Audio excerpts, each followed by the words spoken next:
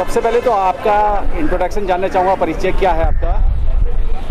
मेरा नाम के.एम. तिवारी है।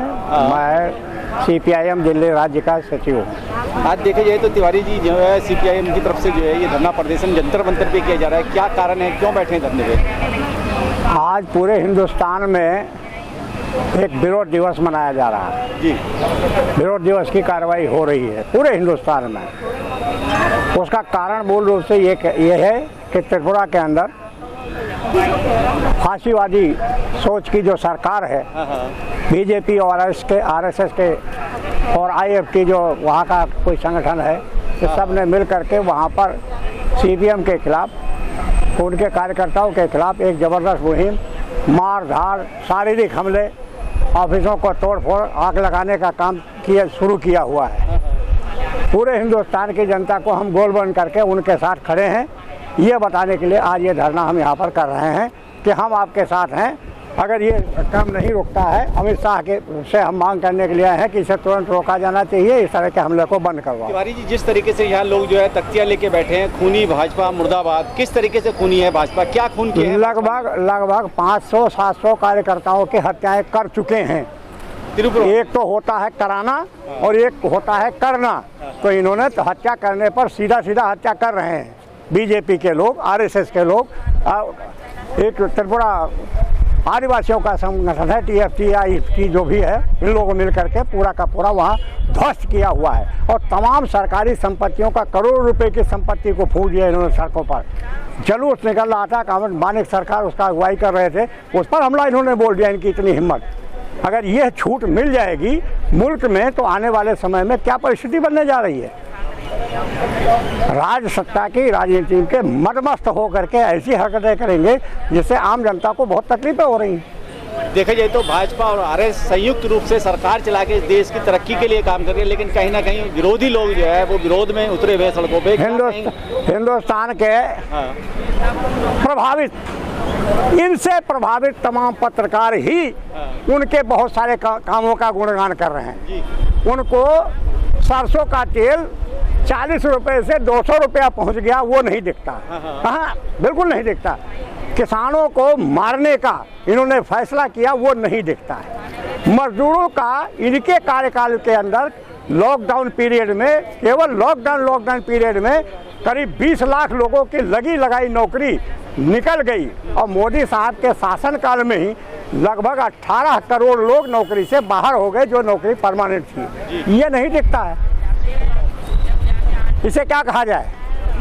लेकिन देश के यशस्वी प्रधानमंत्री कहते हैं कि हम 2 करोड़ नौकरियां प्रतिवर्ष देते हैं। वो हाँ, बिल्कुल परमानेंट रेगुलर नौकरी को खत्म करके कॉन्ट्रैक्टराइजेशन। किस तरीके का कॉन्ट्रैक्टराइजेशन, क्या कहते हैं? इंडस्ट्री में काम करने वाला वर्कर जिसको सरकार के द्वारा घोषित मिनिमम वेज अगर दिल्ली में ही ले लिया जाए तो 15,000 के आसपास बैठता है। ठेकेदारी में काम करने वाला आदमी को कोई वेतन देता ही नहीं, वो 5,000 से लेकर 7,000 रुपये ही तक देते हैं। तो ये नौकरी हो सकता है दे रहे हो, लेकिन वो भी कहीं नहीं घोषणा हो रही है कि हमने ये नौकरी दे दी। मानदेय तमाम हिंदुस्तान की आंगनवाड़ी, आशा कर्मी, तमाम ऐसी स्कीम में लगे वर्कर, भाई उन्हें परमानेंट क्यों नहीं रखना चाहते हो? केवल 5-5, 4-4 हज़ार, 2-2 हज़ार, 3-3 हज़ार रुपये में क्यों काम लेना चाहते हो? ये है इनका। और वही हमारे पत्रकार बंधु भी उन्हीं की तरफ ये बहुत बड़ा काम हो गया। वो भी कितना काम है, 2 करोड़ नौकरी प्रतिवर्ष की ऐलान किया था इन्होंने। ऊंट के मुंह में जीरा,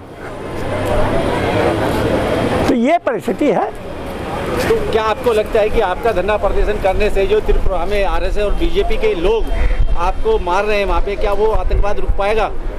ऐसा है कि इसे रोकने की ही हमारा संघर्ष। चुप रहना अपराध को, आतंकवाद को बढ़ावा देना है। किसी भी राज सत्ता में बैठी हुई सत्ता को अगर हिलाना है, अगर उनके मानसिक तौर पर उनको तैयार करना है, तो हर उस गलत काम का विरोध होना चाहिए और उस विरोध के लिए ही हमने ये विरोध कार्यक्रम आयोजित किया है। और मांग कर रहे हैं कि वहाँ जो हमले हो रहे हैं उसे तुरंत रोका जाना चाहिए। तो आज जो जैसे विरोध प्रदर्शन पे आप बैठे हैं, आपका जो धरने का जो ज्ञापन है राष्ट्रपति के नाम होगा, प्रधानमंत्री के नाम होगा या गृह मंत्री के नाम होगा, किसको आप सूचित करना चाहते हैं? हम शासन के, यहाँ के शासन के जरिए हम मोदी साहब को ये बात पहुंचाना चाहते हैं कि ये मत सोचो कि तुम ही सत्ता में बैठे हुए कोई नीचे विरोध नहीं हो रहा है, और पूरे देश में ही विरोध, हर डिस्ट्रिक्ट हेडक्वार्टर में विरोध है। यहाँ विरोध है, हमारे राज्य में आता है, गाजियाबाद में है, नोएडा में है, लोनी में है, सब जगह विरोध प्रदर्शन, उनके कार्रवाइयाँ चालू हैं। और इसके अलावा पूरे देश के अंदर, हर राज्य के अंदर ये विरोध प्रदर्शन आयोजित किया गया है। अगर आपके विरोध प्रदर्शन को अगर सरकार या गृह मंत्रालय की तरफ से समर्थन नहीं मिलता है तो CPIM का अगला कदम क्या होगा? हम वैसे उनसे उम्मीद भी नहीं करते कि वो हमारा समर्थन करेंगे, क्योंकि हमलावर वो जो हमला कर रहे हैं संविधान को दरकिनार करके जिस तरह की वो हमला कर रहे हैं, उनसे हम उम्मीद नहीं करते। लेकिन जनमत तैयार करने के लिए ये जरूरी है कि हम जनता में जाएं और विरोध प्रदर्शनों का तमाम एरियो के अंदर आयोजन करें। इसके बाद हमारा गली मोहल्लों में शुरू होगा। ये है बीजेपी RSS, ये है सत्ता के मदमस्त हाथी जो चारों तरफ जो रास्ते में आएगा उसको कुचल के रख देंगे। ये धंधे शुरू किया इन्होंने।